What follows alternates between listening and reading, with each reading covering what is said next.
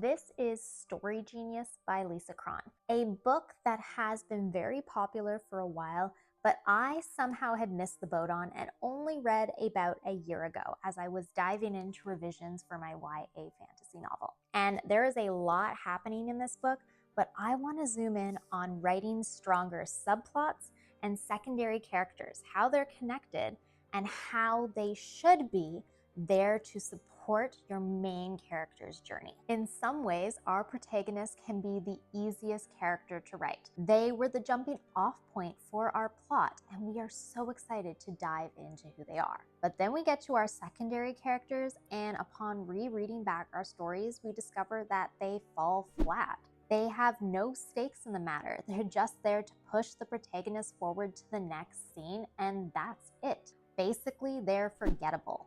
To write a richer story, we need our secondary characters to have their own goals, their own arc, even though it's smaller than our main characters. Because just as in reality, everyone we are connected with has their own pursuits. They aren't here just to serve our life goals, and neither should your secondary characters. That is not a realistic world that you've built. Think about your secondary characters as being the main character in their own journeys. Their goals might brush up against the main character's goals. It might reveal something important about your main character's internal beliefs. It could totally clash with their goals and set off a series of misadventures for your main character while providing momentum for your secondary character to gain what they want. And those misadventures, the goals, and the actions that your secondary characters take, which ultimately influence your protagonist, are often what connects to those subplots. And that's what I want to look at today. After reading Lisa Cron's book, I gathered a bunch of reflection questions to help me zero in on the subplots and secondary characters that were totally going to enhance my protagonist's story. And I want to share those with you today. So let's talk about subplots first. Subplots cannot be their own separate story. At some point, they need to brush up against and weave into your main plot because they are not an entirely different story. Otherwise, you would have written a book just about that.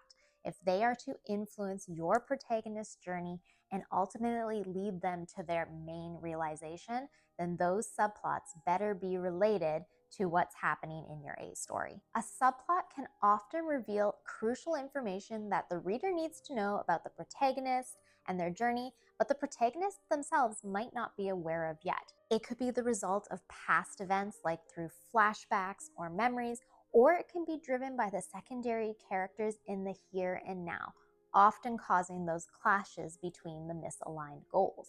So here are two questions I want you to ask yourself for each subplot you are considering in your story, or to help you determine what subplots might support your narrative.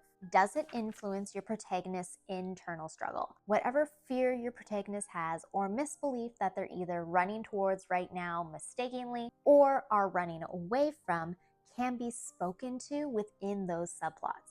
We can see someone who is making a similar mistake on a similar path to them, but is a few steps ahead, to the point where we can foreshadow what might happen to our protagonist if they continue down this path. We can see a secondary character whose subplot is showing what happens when you do a U-turn, realize that isn't for you, and move on with a new goal. Now, your protagonist might not have one of those eyes wide open moment where they are noticing these mistakes immediately as the subplot is progressing, but those are moments that speak to the audience a lot. And the second question is, does it lead to your protagonist's aha moment?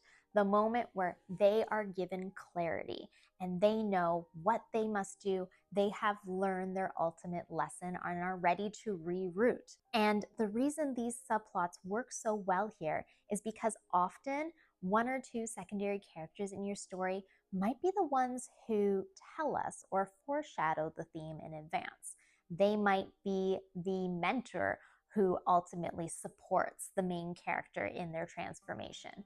Or they might just be the character who shows the protagonist what they probably shouldn't do if they go down the path that they are on right now. Those are your two questions as you determine if these subplots truly support your story and aren't just there as a set dressing. So let's say you have totally narrowed down your subplots after those two questions, but we have a host of secondary characters that we want to pop into the story. We need to know which of those characters is most likely to support that subplot and ultimately your protagonist transformation. Instead of questions, I have 4 criteria from Lisa Cron's book that I want you to check every secondary character against. This criteria will let you know if your secondary characters serve a strong enough purpose in your story and if they're well developed enough in general. And the first criteria is, do they have their own agenda and logic? If they are going to be speaking to the protagonist's transformation, then they need to have a sort of aligning pathway ahead that involves their own goal and struggles. Secondly, a great secondary character often has their own worldview that challenges your protagonist's misbeliefs. These are the characters that can show your protagonist that they are ultimately on the wrong path. They can show your protagonist that there are cracks in their thinking. The third criteria, which is a must, is that your secondary character has their own arc, their own subplot or story that they are on. Now, this doesn't mean that you need to plan out the backgrounds and storylines of every tiny character who pops into your story, like the steward who was just popping in to give them fresh towels at the inn. This is for your main secondary characters who are really there to challenge your protagonist. They need to have their own storyline, a story that has its own ending as well, however small it's going to be. Will they succeed in their goal at the end? Will their goal change as well? Will they not accomplish their goal? Will they learn something along the way? Those secondary characters are going to be a foil for your protagonist's journey. And finally, a strong secondary character can help reveal something important about your protagonist's misbeliefs. It could be this revelation that ultimately leads to the aha moment.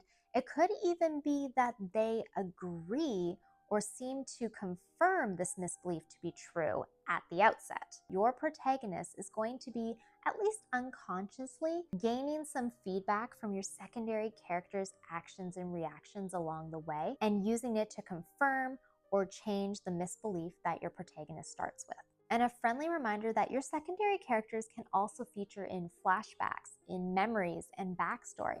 Not all of them need to be there in the present moment with your protagonist. Your protagonist interacts with them in their internal thoughts, revealing that these past traumas, these past experiences, and these secondary characters are still totally relevant in their lives right now. Now, there is so much more in this book that I cannot cover in one video, and Lisa Cron says it all best. But if you are looking for a quick cheat sheet with the questions and reflections that I talked about today to give you clarity as you are planning out the subplots and secondary characters in your story, I have created a package that includes those questions in a free reflection sheet, which I will link in the description. And please let me know, how do you develop strong secondary characters and subplots within your stories? Give us your tips and tricks in the comments so we can continue to improve on our craft. And until next time, take care and happy writing.